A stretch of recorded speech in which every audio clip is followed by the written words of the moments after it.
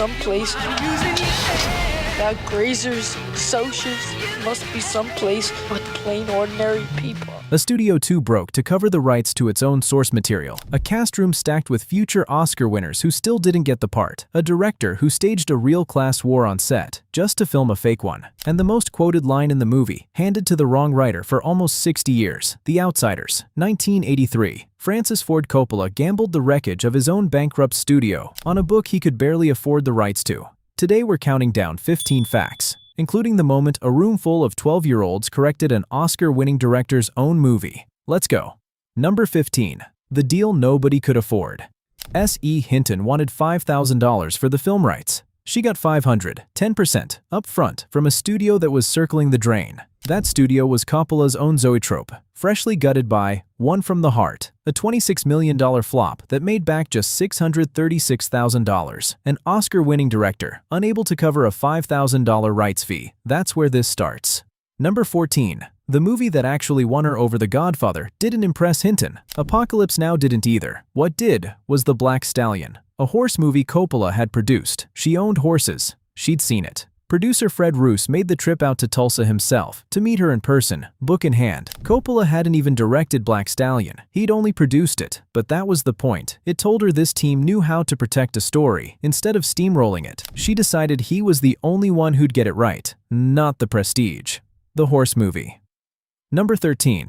The name she had to hide. Her publisher wouldn't put Susan on the cover. A gang violence novel written by a girl wasn't going to get taken seriously in 1967, so she became S.E. Hinton. 2 initials, every trace of a teenage girl scrubbed off. She wrote it at 15. She signed the contract the day she graduated high school, and because she wasn't 21 yet, her mother had to co-sign it. Number 12. A school librarian made this happen. Joellen Misakian ran the library at a small school in Fresno.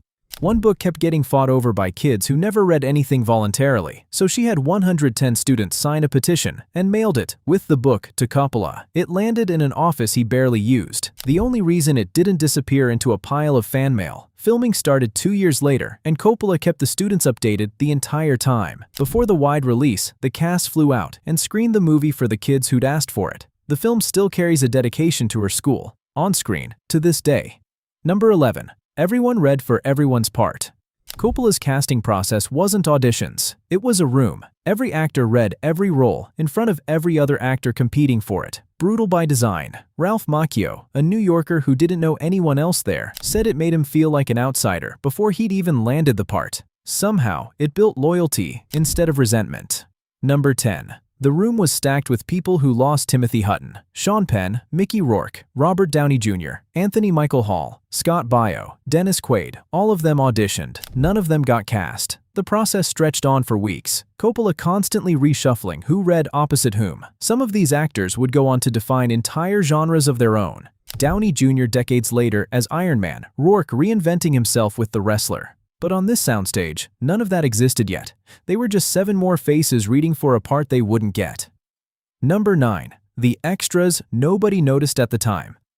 Look closely at the rumble scene. One of the socks getting punched is Flea. Before Red Hot Chili Peppers existed, another is Cam Neely, 17 years old, years from the NHL Hall of Fame. Melanie Griffith is in there too. Heather Langenkamp shot a scene that got cut before release, a year before she became the face of A Nightmare on Elm Street.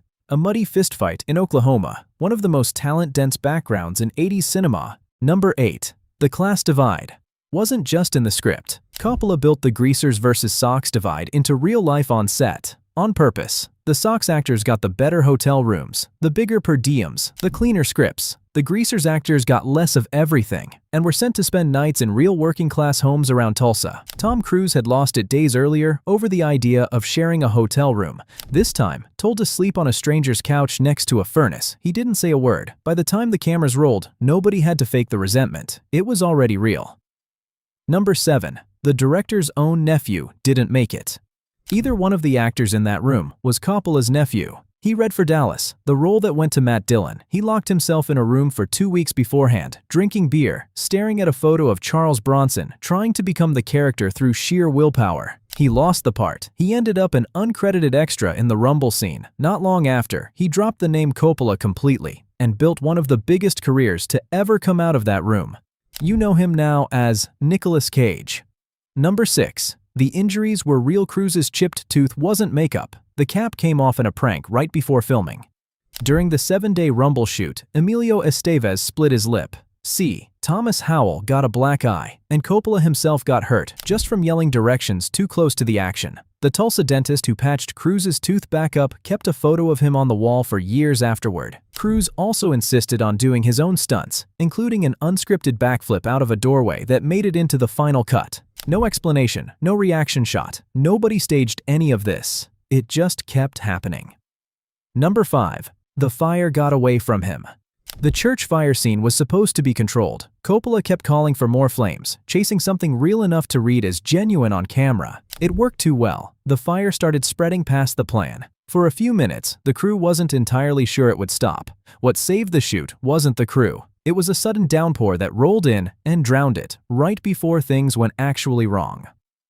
Number 4. The song that already knew the twist. Warner Brothers couldn't spare $5,000 for the book itself. And then Stevie Wonder sat down and wrote an original song for it. Not a leftover track, a song built around one idea. The good things never stick around long enough. He didn't know that idea already had a name. It was sitting in the script the whole time, in a line he'd never even read closely. $10 million, a broke cast, and a Motown legend who accidentally wrote the theme of the film before anyone told him what the theme was.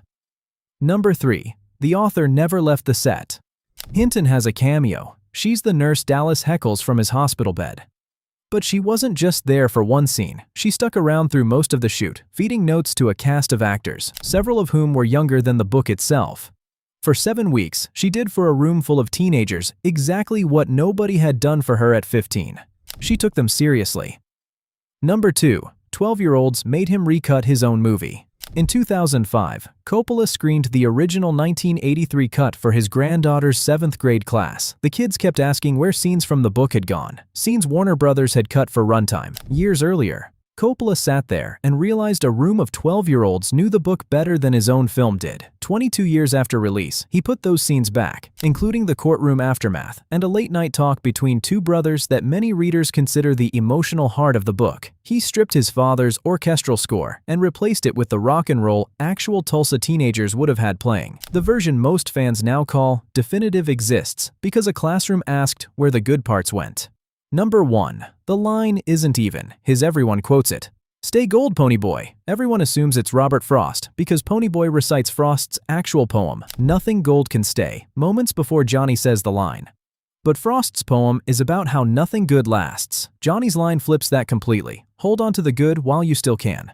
Those aren't Frost's words. They're hers. The same woman who had to hide behind 2 initials so a publisher would take her seriously. The same woman whose mother had to co-sign her own book contract because she was too young to sign it alone. She wrote the most quoted line in the film, and to this day, the wrong name still gets the credit.